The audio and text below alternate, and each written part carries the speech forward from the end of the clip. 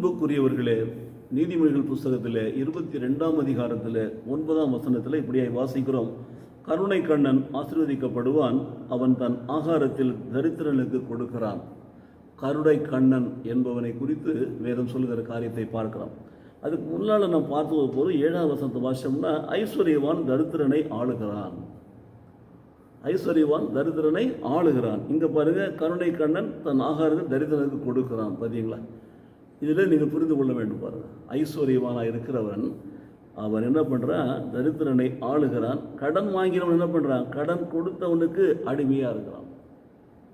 கடன் வாங்கினவன் கடன் கொடுத்தவனுக்கு அடிமையாக இருக்கிறான். அடுத்தது பாருங்கள், பரியாசைக்காரனை துரத்தி விடு, அப்பொழுது வாது நீங்கும், விரோதமும் அவமானம் ஒழியும் என்று சொல்கிறான். ஸோ தேவனுடைய வார்த்தைகளை வாசிக்கிற பொழுது தேவன் கருணை கண்ணன் மேலே பிரியமாக இருக்கிறார். நாம் கருணை கண் உடையவர்களாக இருக்க வேண்டும். கண் மாட்டு இருந்தால் பார்த்து அது கருணை உள்ள இதயத்தை உடையவர்களாக இருக்க வேண்டும். பாருங்கள், ஸோ நாம் ஆசீர்வதிக்கப்பட வேண்டும் என்று சொன்னால் நம்முடைய ஆகாரத்தை தரித்திரனுக்கு நாம் என்ன பண்ணணும்? கொடுக்க வேண்டுமா? தரித்திரனுக்கு நாம் கொடுக்க வேண்டும் என்று சொல்லப்பட்டிருக்கிறது இல்லாதவருடைய வாழ்க்கையில். ஆக கருணை என்பது இரக்கம், அன்பு, பணிவு போன்ற பண்புகளைப் போல அது ஒரு பண்பு. கருணை என்பது பார்த்தீங்கன்னா கருணை உள்ளவனாக இருக்க வேண்டும். தேவன் கருணை உள்ளவன் மேலே பிரியப்படுகிறார். தேவன் கருணை கண்ணனை ஆசீர்வதிக்கிறார்.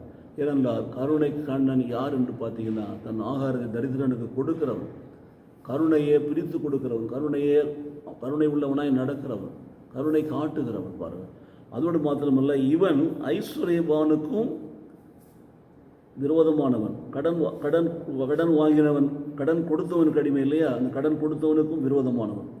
ஸோ அநியாயத்தை விதைக்கிறவன் வருத்தத்தை அறுப்பான், அவன் உக்கிரத்தினுடைய மிலார் ஒழியும். ஆனால் கருணை கண்ணன் எப்பொழுதுமே ஆசீர்வதிக்கப்படுவான். அவனிடத்தில் நியாயம் இருக்கிறது, அவனிடத்தில் நீதி இருக்கிறது, அவனிடத்தில் அன்பு இருக்கிறது, அவனிடத்தில் இரக்கம் இருக்கிறது. அவன் தன் ஆகாரத்தை பகிர்ந்து கொடுக்கிறான், தரித்திரனுக்கு கொடுத்து அவன் வாழ்கிறான். ஆகவே தேவன் அவன் மேலே பிரியமாக இருக்கிறார்.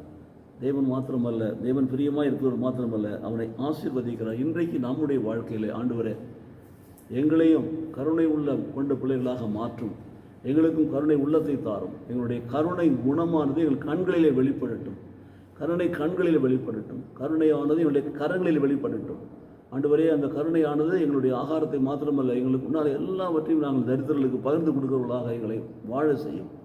உம்முடைய விருப்பத்தின்படி உமக்கு பிரியமானது செய்ய கர்த்தர் ஆண்டவரே எங்களுக்கு கருணை உள்ளத்தை தாரும், கருணை கண்களை தாரும், கருணை உள்ள இருதயத்தை தாரும், கருணை உள்ள கரங்களை தாரும் என்று சொல்லி ஜெபிப்போமா?